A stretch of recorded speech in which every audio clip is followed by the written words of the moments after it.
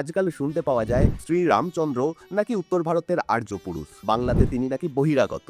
রাম কি সত্যিই বহিরাগত ছিলেন? রামের পুজো কি বাঙালির ওপরে জোর করে চাপিয়ে দেওয়ার চেষ্টা চলছে? ভূত আমার পুত, পেতনি আমার ঝি, রাম লক্ষণ বুকে আছে, ভয়টা আমার। এই ছড়া শোনেননি বা বলেননি এরকম বাঙালি প্রায় নেই বললেই চলে। রাজনীতির বিভেদ তখন সমাজ জীবনের প্রতিটি ক্ষেত্রকে চেপে ধরেনি।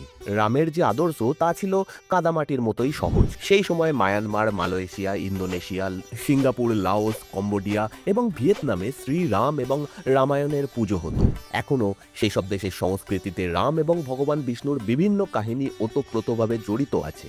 রামের প্রতি এই অনুরাগ যে ভারত থেকে এত দূরবর্তী দেশগুলিতে ছড়িয়ে পড়েছিল তা যে হঠাৎ বঙ্গপ্রদেশকে পাশ কাটিয়ে চলে গিয়েছিল তা হতে পারে না।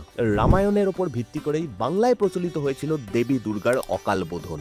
রাম এবং রাবণের যুদ্ধের সময়ে রামকে বলা হয়েছিল শরৎকালে দেবী দুর্গার অকাল বোধন করতে।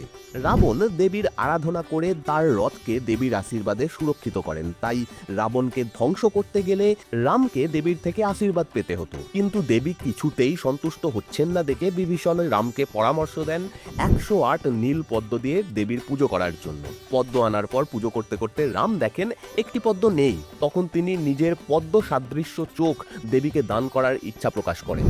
তখন দেবী প্রসন্ন হয়ে তার সামনে আবির্ভূত হন এবং তাকে বিরত করেন। রামচন্দ্র তার দুর্গাপুজো শুরু করেন ষষ্ঠীতে।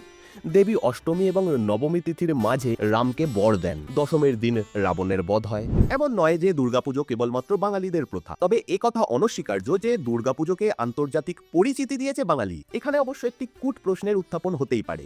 বলা যায় অকাল বোধন তো মূল বাল্মীকি রামায়ণে ছিল না। না থাক, কৃত্তিবাসী রামায়ণে তো ছিল। বঙ্গদেশের এক কবি কৃত্তিবাস ওঝা 14 শতাব্দীতে শ্রীরাম পাঁচালী নামে পরিচিত রামায়ণের বাংলা সংস্করণ রচনা করেন। এ কথা নতুন করে বলার নেই যে কৃত্তিবাসের হাতে রাম অর্জন করেছিলেন বাঙালির বিশিষ্টতা।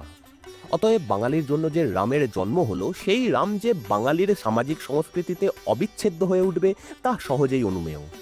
এখনো বাংলার অনেক জায়গার নাম রামের নামে, অনেক মানুষের নাম রামের নামে। চৈতন্য মহাপ্রভু স্বয়ং রাম এবং কৃষ্ণ উভয়েরই উপাসনা করেছিলেন। 15 শতাব্দীর শেষ ভাগে তার বক্তৃতায় মর্যাদা পুরুষোত্তম হিসেবে শ্রীরামের গুণাবলীর প্রশংসা করতেন। এই সমস্ত কিছুর মধ্যে রয়েছে বাঙালির রাম অর্চনের নিজস্বতা। বাঙালি রামকে দূরের বিগ্রহ করে সরিয়ে রাখেনি কোস্মিন কালেও, বরং যুগ যুগ ধরে রাম এবং তার পুজো ততটাই বাঙালির যতটা উত্তর ভারতের। भजे विशेष सुंदरम समस्त पाप खंडनम स्वभक्त चित्तरंजनम सदैव राम मध्वयम्।